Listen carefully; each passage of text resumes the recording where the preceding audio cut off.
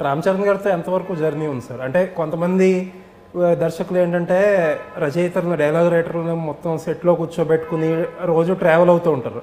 అసలు మీరు ఎలా చేశారు? అంటే లొకేషన్కి నేను అవసరం అనుకుంటే పిలుస్తారండి. పిలిచినప్పుడు ఖచ్చితంగా నేను వెళ్తాను, ఓకే, అక్కడ ఉంటాను.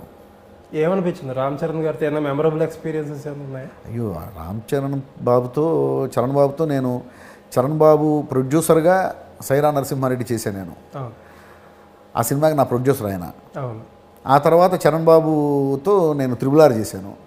ఇప్పుడు ఈ సినిమా నాకు అసలు చరణ్ బాబు చాలా గొప్ప, ఎంత గొప్ప నటుడో అంతకంటే గొప్ప వ్యక్తి అండి. ఓకే. బంగారం లాంటి మనసు. ఆయన రైటర్స్కి ఇచ్చే గౌరవం కానీ, ఆయన మనుషులకి ఇచ్చే విలువ కానీ, అలాగే సినిమా కోసం ఆయన పడే తపన, ఆ డెడికేషను, ఆ క్యారెక్టర్ని జనానికి నచ్చేలాగా ఎలా చేయాలి, ఎలా ఆ క్యారెక్టర్కి ప్రాణం పోయాలి, ఎలా ఆ క్యారెక్టర్లోకి వెళ్ళాలి అనే విషయంలో ఆయన తీసుకునే జాగ్రత్తలు కానివ్వండి, ఆ డెడికేషన్. గ్రేట్ పర్సన్ ఆయన, great artist and great person.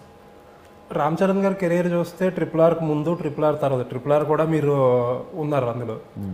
ఇప్పుడు గ్లోబల్ స్టార్ అని చెప్పి ఒక పెద్ద ఇమేజ్ వచ్చింది ఆయనకి. ఆ తాలూకు అంచనాలు ఎంతవరకు మీట్ అవ్వగలుగుతారు ఈ సినిమా? ఖచ్చితంగా అవుతుంది,